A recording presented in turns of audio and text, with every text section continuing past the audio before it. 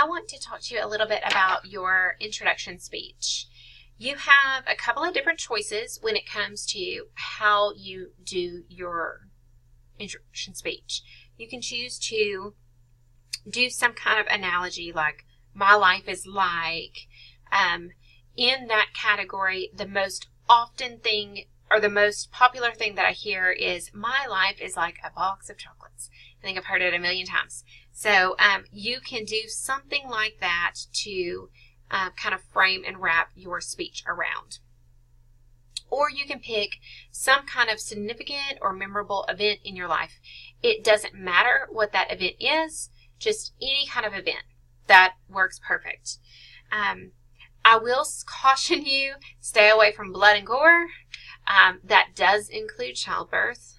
The emotional topics become highly emotional at the podium. Even if it's been years removed, they become emotional at the podium. It's hard to contain your emotions. So I would avoid or tread lightly on the emotional topics. And remember, we're judging you, so avoid the first time I got high, the things that I've done wrong to get in prison, especially the violent things. Like, we don't want to know about the violent things.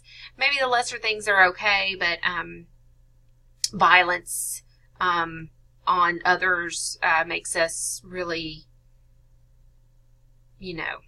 stay away from that. You want to structure your speech to have an introduction, a body, and a conclusion. Now, your introduction needs to have some kind of hook that makes us want to hear more of your speech. Now, if you watch those student speeches that are in the LibGuides under the Understanding Communication module tab, those will give you a really good indication of how to start a speech, how to develop a speech, and how to end a speech. But you want to have some kind of hook to make us want to listen to you more. So you can have a rhetorical question, you can have some kind of shocking statistics, some kind of quote, something that's going to kind of give us a little bit to let us know kind of where you're going, but don't tell us everything. So a good speech is structured that you tell us what you're going to tell us, then you tell us, and then you remind us of what you told us. So that introduction, body, and conclusion. So you have the hook. Then you're going to tell us a story.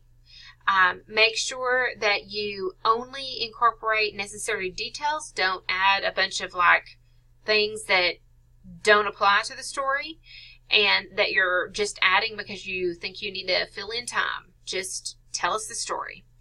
And then the conclusion.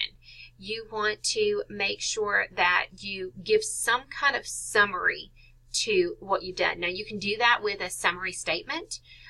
Today I have told you da-da-da-da-da. Or you can also, you can also do some kind of connection back to however you started. So if you started with a quote, you could remind us of that quote again at the end. Or if you started with a statistic, you can end with so don't be a statistic. Something along those lines would kind of bring it full circle, if you will, for the speech world. Any of those things are great. Make sure you pay attention to your time. 2 to 3 minutes is your window. Practice your speech. Don't let the podium be the first time you're saying your speech out loud. That's awkward. That's weird. Don't do that. And make sure that you look at the rubric before you give your speech at the podium. Just kind of look at it. Make sure you know what I'm going to be evaluating you against. It's always nice to know what the expectation is. If you guys have any questions, please let me know. I'm happy to help.